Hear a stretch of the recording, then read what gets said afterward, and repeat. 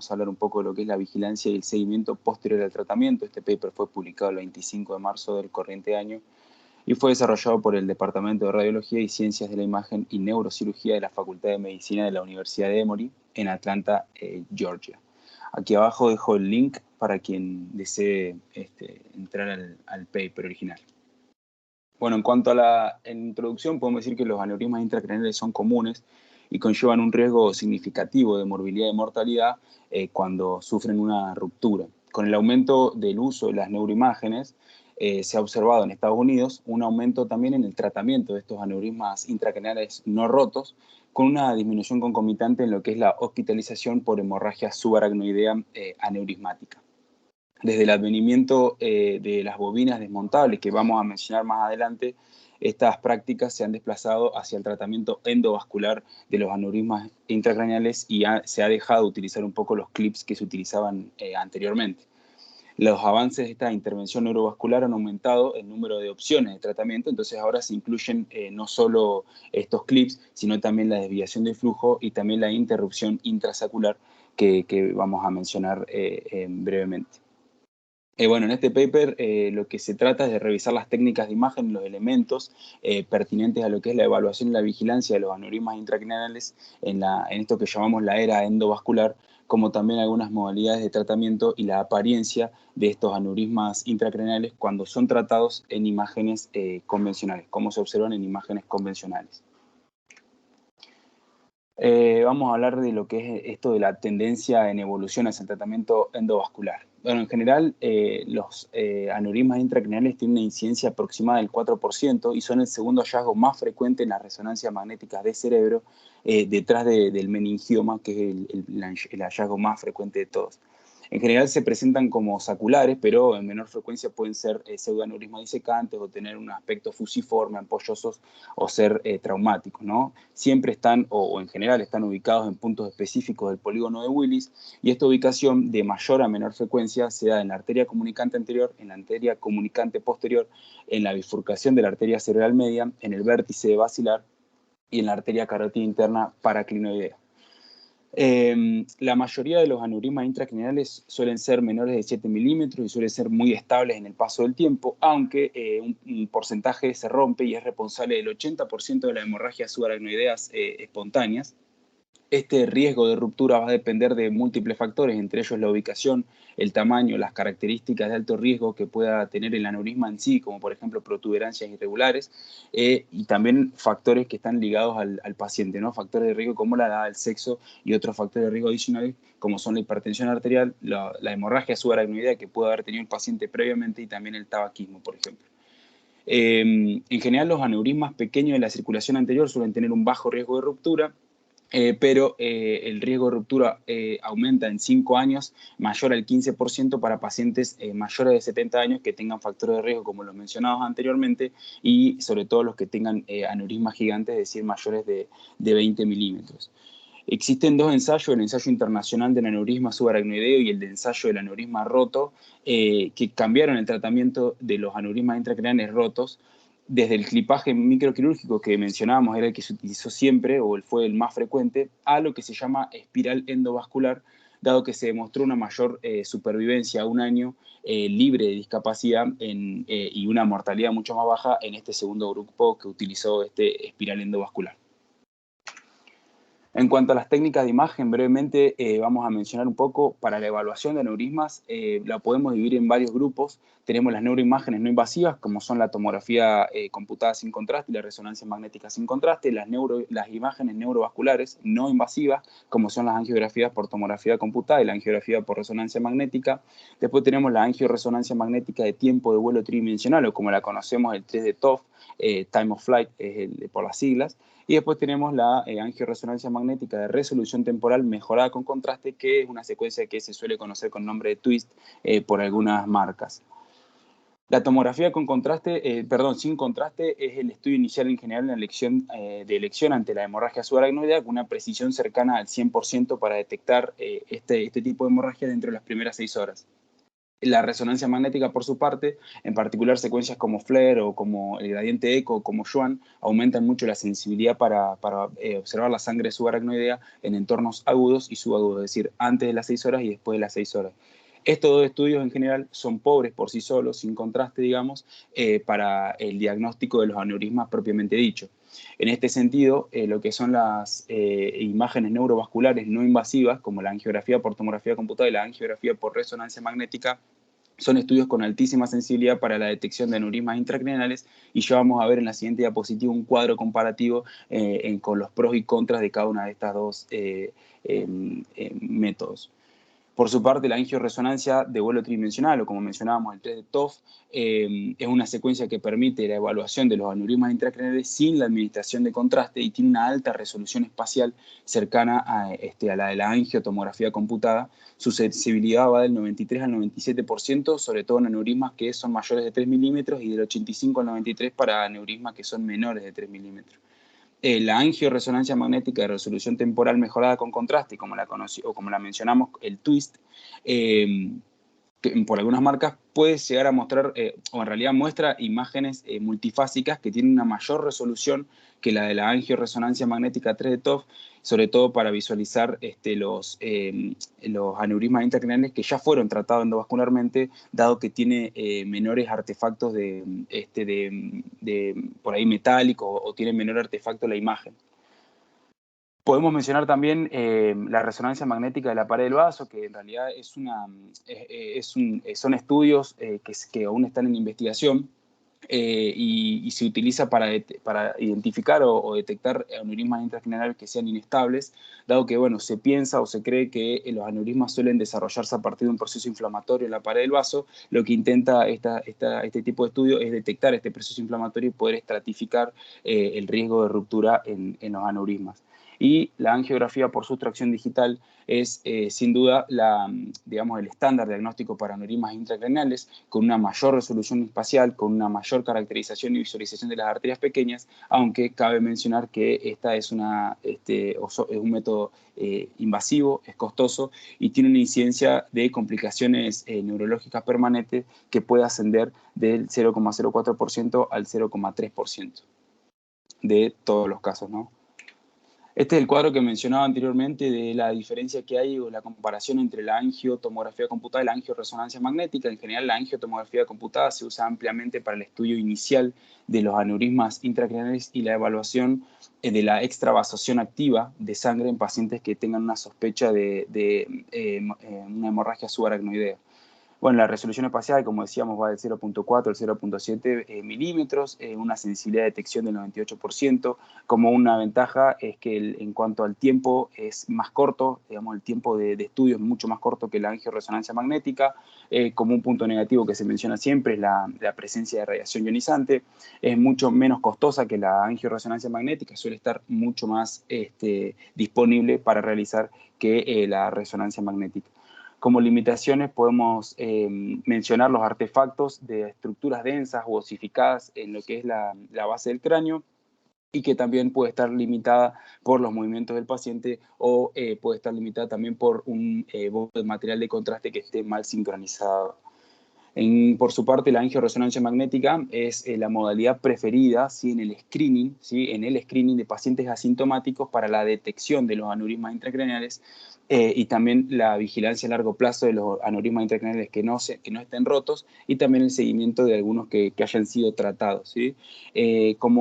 Algunos puntos negativos, que en realidad suele tener un costo más alto, suele ser más alto también el tiempo de estudio para el paciente. La sensibilidad es cercana al 95%, y como punto que siempre se menciona también positivo, no tiene radiación ionizante.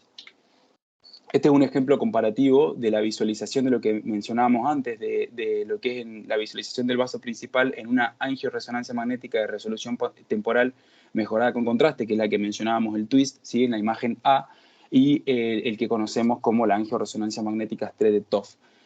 Este paciente se sometió a una colocación de un dispositivo de canalización de la arteria carótida interna en el segmento cavernoso, desde el segmento cavernoso, al supraclinoideo derecho, para el tratamiento de un aneurisma que tenía en el segmento oftálmico. se puede ver que en realidad en la primera imagen, digamos, en la resonancia magnética de resolución temporal mejorada con contraste, hay una mejor visualización de lo que es la luz del vaso en comparación a lo que es la imagen B, que esta es la que es el 3D ToF, ¿sí? Debido a que la primera imagen tiene una menor susceptibilidad de artefacto que las secuencias ponderadas en 3D ToF. Mencionamos particularmente lo que es la caracterización y los informes o cómo deben ser para los aneurismas intracraneales. Todas estas características hay que tener en cuenta que se observan mucho mejor con la angiografía por sustracción digital por lejos. En general, las guías de consenso de la American Heart Association para el informe estandarizado sobre las imágenes para aneurismas intracraneales y para reparación endovascular incluyen que cuando existan múltiples aneurismas, estos se tienen que describir cada uno por separado.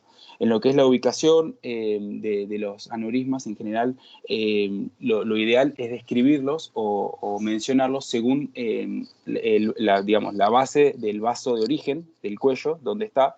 No se recomienda utilizar puntos de referencia óseos para la ubicación y siempre utilizar las ramas vasculares más cercanas, por ejemplo, en una arteria carótida interna o en un aneurisma en la carótida interna, utilizar lo que son el tronco meningo hipoficiario, la arteria hipoficiaria superior o la oftálmica o la coroidea anterior, etc. Usar estas ramas como parámetros. Bueno, en cuanto a lo que es el tamaño, en general siempre se recomienda que sean medidas en milímetros y en los 3 planos y no se deben sobreventanear las imágenes porque esto también puede aumentar o disminuir el tamaño del aneurisma. Después, lo que se menciona, digamos, como la orientación de los aneurismas, es decir, a la derecha o a la izquierda lo que es la línea media, el diámetro del cuello también siempre hay que mencionarlo, también del orificio, ¿no?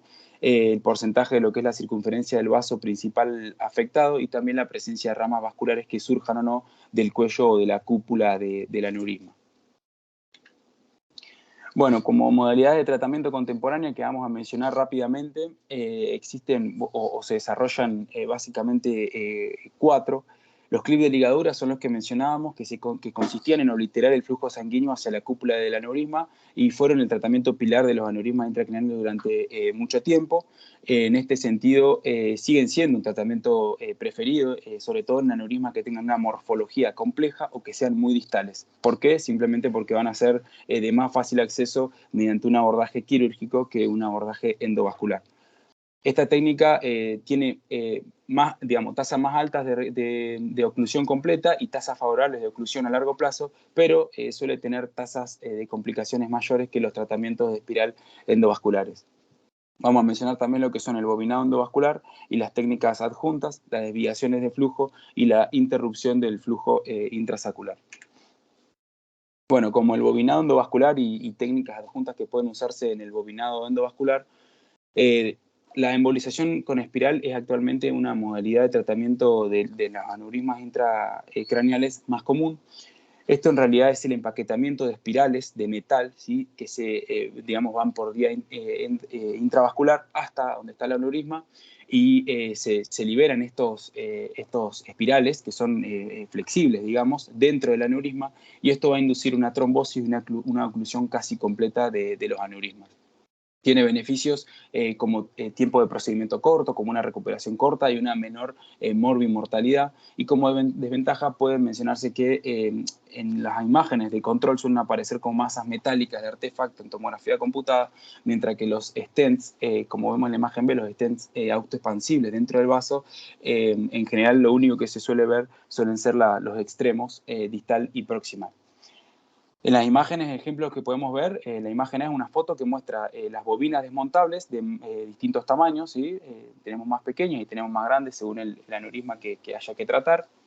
La imagen B muestra una fotografía de lo que es un stent intracraneal y se señalan con la flecha los extremos, que son los que vamos a ver como radiopacos en las imágenes de control, sobre todo en la tomografía computada.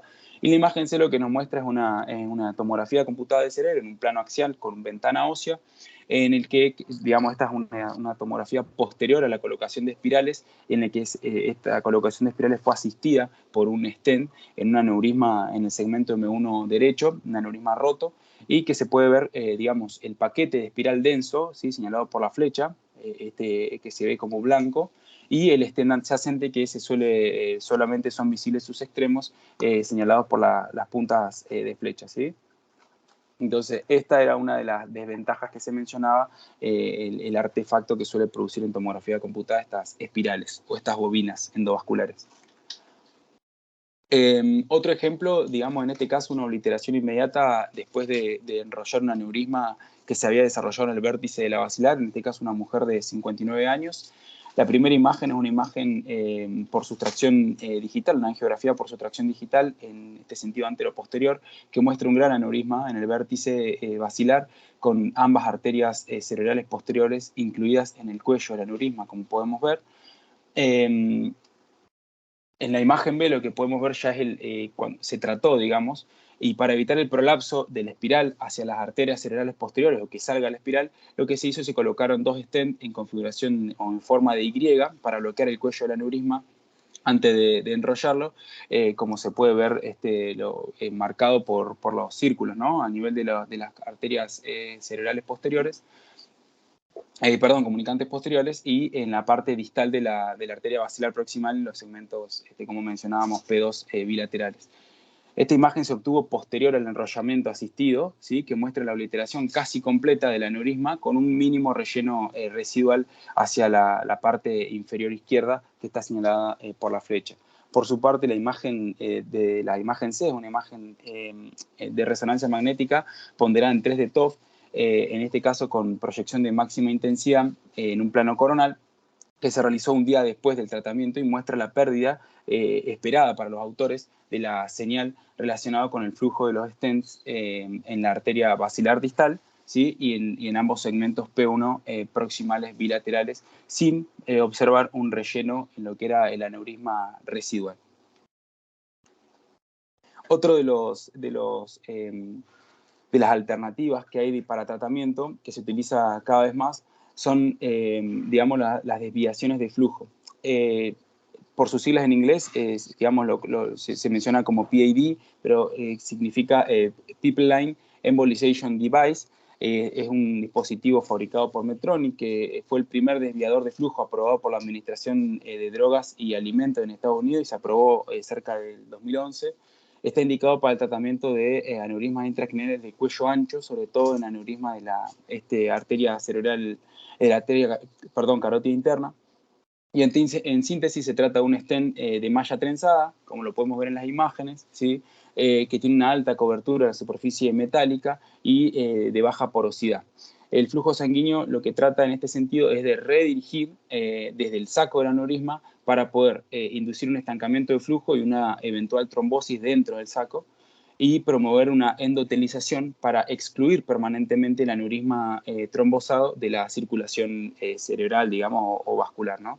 Entonces en las imágenes podemos ver en la imagen A una fotografía de dos dispositivos de embolización de tuberías, por su traducción al castellano, o estos dispositivos PAD de diferentes tamaños, ¿sí? Podemos ver dos dispositivos. La imagen B lo que nos muestra en un plano axial de tomografía computada de ventana ósea, muestra estos PAD señalados por la flecha, en este caso que abarca la arteria carótida interna oftálmica y supraclinoidea izquierda, y se visualiza parcialmente un PAD también derecho en la topografía de la arteria carótida interna de ese lado.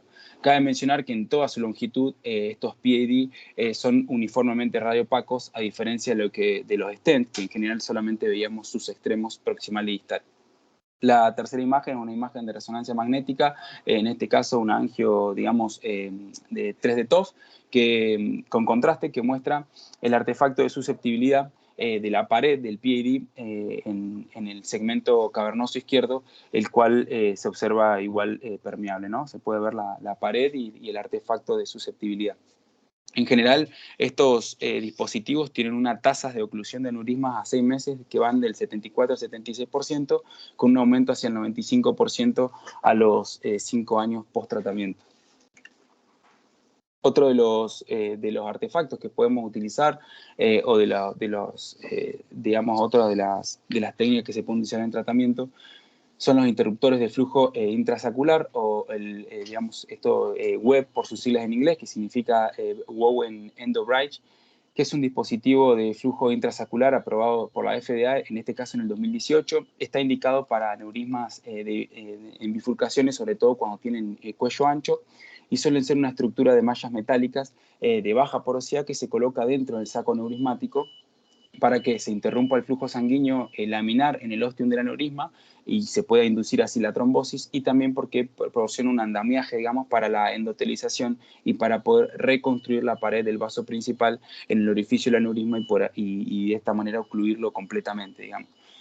Las imágenes muestran cómo es, digamos, cómo son los ejemplos de estos disruptores del flujo endossacular. La imagen A se muestra una fotografía de dos dispositivos de diferentes tamaños que están conectados aún al cable de empuje, como se puede ver por la flecha.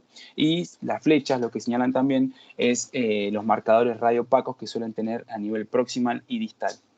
La imagen B es una imagen de angiografía por sustracción en fase arterial, en este caso vista de una manera anteroposterior, que muestra uno de los dispositivos de estos web bien desplegados, ¿sí? Ubicado o señalado por el círculo, en un aneurisma que se encontraba en la punta o en el vértice de la arteria basilar.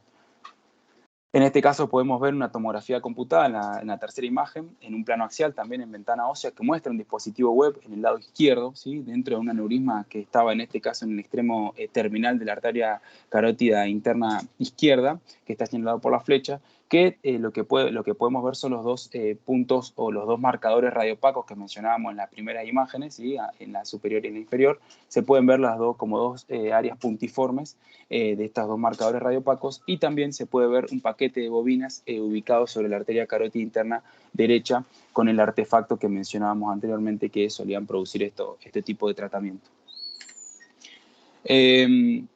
En cuanto a la estrategia de seguimiento, suelen ser, digamos, en general se realizan tratamientos o los seguimientos para los aneurismas que no están tratados y no rotos, para evaluar el crecimiento o los cambios de la morfología, y también se utilizan en los que fueron tratados para evaluar la recurrencia y las otras complicaciones posteriores al tratamiento.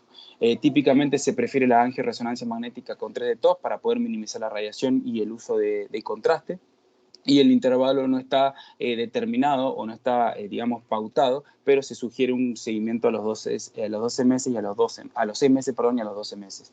En cuanto a una estrategia típica, consiste en general en imágenes no invasivas anuales con un eventual alargamiento del intervalo si el aneurisma permanece estable. En cuanto a los aneurismas intracraneales tratados, cuando se utilizaron clipaje microquirúrgico, como la tasa de recurrencia suele ser muy baja, el seguimiento se estima o se sugiere a los 5 y a los 10 años. En cambio, en la terapia endovascular, como la alta tasa de recurrencia, o como tiene una alta tasa de recurrencia que asciende al 20%, se suele sugerir un seguimiento a los 6 meses, en este caso con angiografía por sustracción digital, y a los 2, 5 y 10 años, en este caso ya por angioresonancia magnética. Vamos a mencionar un poco lo que son hallazgos en imágenes, sobre todo de seguimiento post-procedimiento, que suelen realizarse estos estudios de imágenes periprocedimientos si suele existir un cambio en el estado neurológico de los pacientes, y vamos a mencionar algunas de las complicaciones rápidamente. Uno de los, digamos, de las más frecuentes en el contexto, una de las complicaciones más frecuentes en el contexto de la anatomía vascular tortuosa, sobre todo, o en aneurismas irregulares o de cuello ancho, es la migración o el desalojo de los dispositivos. Esto suele crear un nido para la formación de trombos u obstrucción del flujo en el vaso principal y una oclusión inadecuada del aneurisma. En general, la migración de la espiral digamos, o la podemos definir como que parte del bucle de la espiral se prolapsa hacia el vaso principal, o el espiral completo suele migrar por fuera del aneurisma. Acá podemos ver un ejemplo en estas imágenes de lo que es una migración parcial de la bobina al vaso principal. En la primera imagen, esta imagen es de angiografía por sustracción digital, que muestra una embolización, ¿sí? Con espiral que fue exitosa en un aneurisma multilobulado de la arteria comunicante posterior, que muestra una pequeña hernia, ¿sí? En asa, señalado por la flecha, hacia lo que es la arteria carótida interna izquierda. En la siguiente imagen, en la imagen B, fue una imagen de tomografía computada en un plano axial en ventana ósea que se obtuvo 3 días después porque el paciente presentó un empeoramiento de su estatus neurológico, y nos muestra cómo se produjo un aumento de lo que es la hernia del asa de la bobina señalado por la flecha en el segmento de la arteria carótida interna izquierda y el segmento M1 de la arteria cerebral media izquierda también. Otro de las complicaciones más frecuentes es los eventos tromboembólicos. El tromboembolismo en sí es la complicación o una de las complicaciones más comunes en los procedimientos neuroendovasculares y puede ocurrir durante el procedimiento o posterior al procedimiento. Puede darse desde días hasta meses posterior al tratamiento y en general la presencia de alambres y catéteres suele ser protrombogénica. Los infartos embólicos dispersos suelen ser una consecuencia conocida de estos procedimientos neuroendovasculares, aunque la mayoría suelen ser clínicamente asintomáticos. El tromboembolismo sintomático puede ocurrir hasta en un 8% de los pacientes durante la derivación de flujo y también cuando se utilizan estas espirales intervencionistas o estas espirales endovasculares. Acá tenemos imágenes, ¿sí?, de infartos embólicos distales que se produjeron después del enrollamiento asistido en un paciente de 55 años. Este enrollamiento fue asistido por stent en un paciente de 55 años. La primera imagen, una imagen de angiografía por sustracción digital que muestra un aneurisma de la arteria carótida interna en su segmento oftálmico derecho. Era bilobulada, de un cuello ancho, como podemos ver. Después del tratamiento asistido con stent se muestra la primera imagen que podemos ver la punta de los stents, tanto proximal como distal.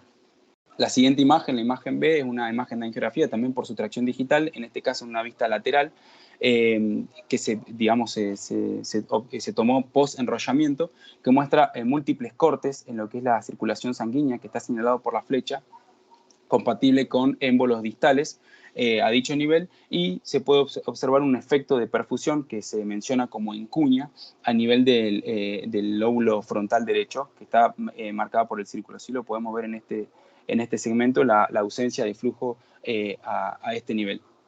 Por último, la imagen C, una imagen de resonancia magnética, en este caso ponderada por difusión en un plano axial, posterior a que el paciente experimente una debilidad en lo que era el miembro superior izquierdo, que ayudó a confirmar en este sentido los infartos embólicos a nivel frontal. Acá tenemos otro ejemplo de lo que es una trombosis, en este caso dentro del stent, posterior a un desvío de flujo, un hombre también de 55 años, que presentaba un aneurisma fusiforme en el segmento M3 izquierdo distal. Este fue un hallazgo incidental, digamos. La primera imagen también de angiografía por sustracción digital en fase arterial, en este caso visto de manera sagital o lateral. En la primera imagen es posterior a la colocación del stent para desviar el flujo, que muestra el vaso principal permeable y el aneurisma ovalado, digamos, aquí arriba, señalado por el círculo, ¿sí? En la siguiente imagen, la imagen B, es una imagen de resonancia magnética también ponderada por difusión en un plano axial que se obtuvo 3 semanas después por una cefalea intensa que presentó el paciente. Y en este caso se pueden ver los infartos agudos que se observan a nivel frontal, adyacentes al stent, que se muestra o se puede ver como una hipo, una caída de la señal señalado por la flecha, ¿verdad? La tercera imagen es una imagen que se realizó, digamos, también de angiografía por sustracción digital en una fase arterial, también en un plano lateral o sagital, que muestra la oclusión completa, ¿sí? Si lo comparamos con la primera imagen, muestra la oclusión completa de la rama principal de izquierda del segmento M3 izquierdo y el aneurisma que ya no lo podemos ver, ¿sí? En este caso lo vemos, aneurisma y la rama principal, y en este caso ya no lo vemos. Otra de las complicaciones puede ser la hemorragia intraparenquimatosa tardía, una complicación que suele ocurrir días o meses posteriores al tratamiento, se da del 2 al 3% de los pacientes tratados, y los mecanismos en general incluyen una transformación hemorrágica de ACV isquémicos que se dan periprocedimiento. En este caso tenemos un ejemplo de una hemorragia intraparenquimatosa retardada tras una desviación de flujo en una mujer de 47 años.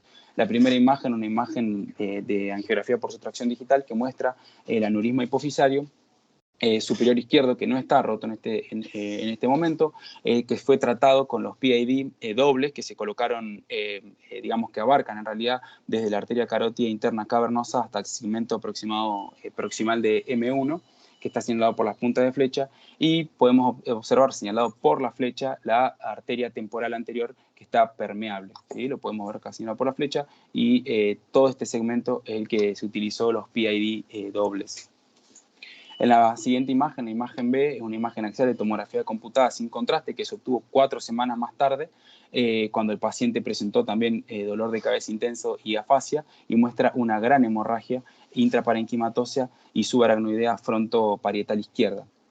La tercera imagen, una imagen coronal en proyección de máxima intensidad, en este caso una angiotomografía computada, que muestra el nuevo estrechamiento que se produjo a nivel del PID distal, ¿sí? Que está señalado por la flecha negra, ¿sí? Y también podemos ver el estrechamiento asimétrico, si lo comparamos con el otro lado, del segmento M1 izquierdo señalado por la flecha blanca, ¿sí? Podemos ver el estrechamiento del PID entonces y el estrechamiento del segmento M1 izquierdo. Entonces, la siguiente imagen, la imagen D, en este caso se repitió la imagen de angiografía por sustracción digital en fase arterial, en el que se puede ver la obliteración completa, ¿sí? Del aneurisma, pero también según un severo estrechamiento y torcedura distal del PID, con un estrechamiento severo también de lo que es el segmento M1 proximal. Cabe mencionar que, bueno, se estima o se piensa que el llenado tardío del territorio de la arteria cerebral media izquierda y la trombosis u oclusión de la arteria temporal anterior probablemente fueron los que causaron, según los autores, esta transformación hemorrágica en este paciente. Como lesiones iatrogénicas vamos a mencionar, en este caso, suelen ocurrir del 0,3 al 3,6% de las intervenciones neuroendovasculares y están causadas en general por la manipulación de los microalambres y los catéteres, y suelen manifestarse como un desgarro mínimo de la íntima o disecciones que limitan el flujo o oclusiones de vasos y perforación. En este caso tenemos un ejemplo de una disección iatrogénica de la arteria carótida interna cervical, después de la colocación de un PID también de la arteria carótida interna distal izquierda en una mujer de 47 años. 3 semanas después del tratamiento, la paciente presenta entumecimiento transitorio del brazo derecho, y lo que se puede ver en esta imagen de angiotomografía computada en proyección de máxima intensidad en un plano coronal, la estenosis se puede ver multifocal, ¿sí? Tenemos aquí y digamos, tenemos arriba y también abajo, y también la dilatación de lo que es la arteria carótida interna cervical izquierda, ¿sí? Estos eran hallazgos nuevos que no se habían visto en la angiotomografía que se le realizó anteriormente a la paciente, que no está mostrada en este caso, y que, bueno, fueron compatibles con una disección de la arteria carótida interna. En cuanto a los hallazgos inesperados en imágenes del seguimiento a mediano y largo plazo, vamos a mencionar dos nada más, pero bueno, esta vigilancia de los aneurismas, de los aneurismas intracraneales, sean en meses o años post-tratamientos, suelen utilizarse para evaluar la estabilidad, la posición y la configuración de los dispositivos, como también el grado de obliteración del aneurisma y la permeabilidad de los vasos principales. En este caso vamos a mencionar el relleno del aneurisma recurrente o residual y también la estenosis in-stent. En cuanto al relleno del aneurisma recurrente o residual, esto, digamos, trata de que la recanalización a lo largo del aneurisma, ¿sí?, es una de las principales deficiencias de la embolización con bobinas. ¿Y esto qué pasa? Bueno, en general el empaquetamiento, ¿sí?, suele ocupar, de las bobinas suele ocupar solamente el 20 al 40% de lo que es el espacio del aneurisma en sí, y este espacio residual entre los bucles de aneurisma, cuando no se produce la trombosis, suele permitir la entrada persistente de sangre, evitando así la oclusión completa. Entonces, este tipo de ocurrencia puede ocurrir en un 34% del aneurisma, con un promedio de tiempo a los 12 meses después del enrollamiento, y de los cuales el 30% suele requerir un nuevo tratamiento. Esto es diferente de lo que pasaba con los clips microquirúrgicos que mencionábamos antes, que no suelen tener ningún tipo de recurrencia o retratamiento. Bueno, en el seguimiento a largo plazo, posterior a estos tratamientos, se debe evaluar también cuidadosamente el desarrollo de la compactación de la espiral, el crecimiento del aneurisma y la recurrencia del aneurisma resultante provocado por este relleno de aneurisma. Acá tenemos un ejemplo, ¿sí? La primera imagen es un ejemplo de una tomografía, una angiotomografía computada en proyección de máxima intensidad, que muestra un gran aneurisma que está ubicado, señalado por la flecha, en la arteria comunicante anterior. La siguiente imagen, la imagen B, es una imagen por sustracción, una angiografía por sustracción digital que muestra la obliteración de la cúpula, ¿sí? del aneurisma, que está señalada por el círculo, posterior al enrollamiento. 6 años después, a esta paciente se le realiza una imagen de seguimiento. En este caso tenemos una resonancia magnética en 3D TOF, en el que se puede ver un artefacto de susceptibilidad, ¿sí? Que refleja el paquete de bobinas que está compactado y la señal, esta señal o este artefacto de susceptibilidad es la señal del flujo dentro del saco del aneurisma que está obliterado y que fue compatible con un relleno recurrente del aneurisma. La siguiente imagen, la imagen B, se repitió básicamente la angiografía por sustracción digital en esta paciente y se puede ver cómo existe un llenado recurrente en material de contraste señalado por la flecha, ¿no? Hacia la parte más inferior, o la parte de la base y la cara inferior de la cúpula del aneurisma en este sector. Y por último, la estenosis sin stent como complicación. Esta, digamos, se refiere a un estrechamiento que se produce luminal, es decir, que está asociado a los stent endovasculares debido a una hiperplasia de la íntima de los vasos. Esta complicación suele identificarse con mucha frecuencia después de las desviaciones de flujo en etapas tempranas, en general dentro de un año más o menos después del tratamiento, con una incidencia informada que va del 29% al 100%. Es un fenómeno muy conocido, sobre todo en la enfermedad coronaria, que contribuye al problema de la restenosis de las arterias coronarias. Curiosamente, se menciona que en la mayoría de las estenosis intracraneales dentro del stent suelen ser leves, estas estenosis de leves a moderadas, y no suelen limitar el flujo endovascular, por lo que tampoco suelen necesitar un retratamiento y son predominantemente reversibles, con una muy buena mejoría del seguimiento a largo plazo. Entonces, en estas imágenes podemos ver un ejemplo de lo que es una estenosis intrastent tras una desviación de flujo en un hombre de 53 años. En este caso, la primera imagen, una imagen también de angiografía por sustracción digital en un plano sagital, que muestra un aneurisma de la arteria comunicante posterior derecho, residual, ¿sí? Previamente enrollado, está marcado acá por el círculo, inmediatamente después de un tratamiento con el PAD, ¿sí?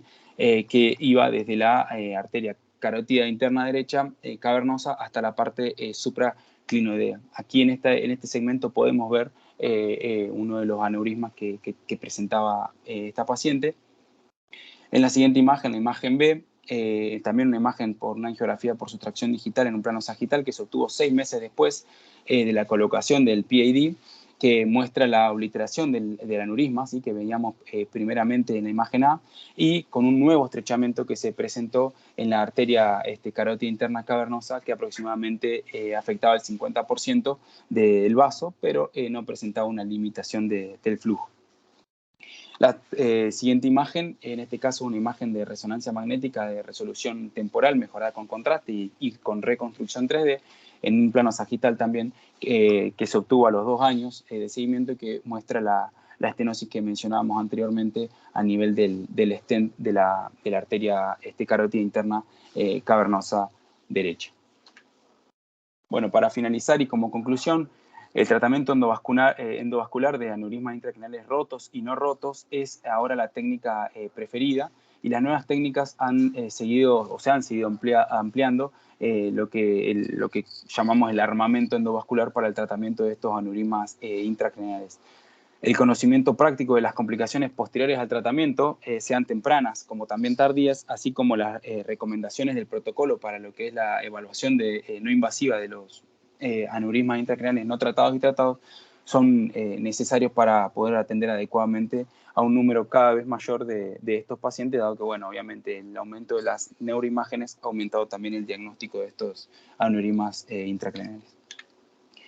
Aquí dejo el link aquí abajo por si alguien quiere revisar el paper. Muchas gracias.